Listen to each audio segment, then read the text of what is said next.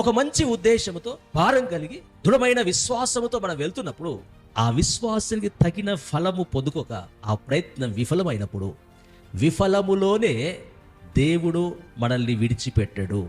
హల్లెలూయా. Success కి చేర్చే వరకు దేవుడు ఊరుకోడు.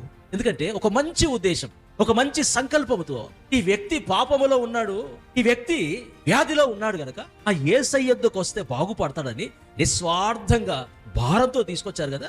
ప్రభు దాన్ని చూశాడు. మొదట అక్కడ విఫలములోనే వారి జీవితం ముగిసిపోలేదు, కానీ సఫలపరిచాడు దేవుడు. హల్లెలూయా.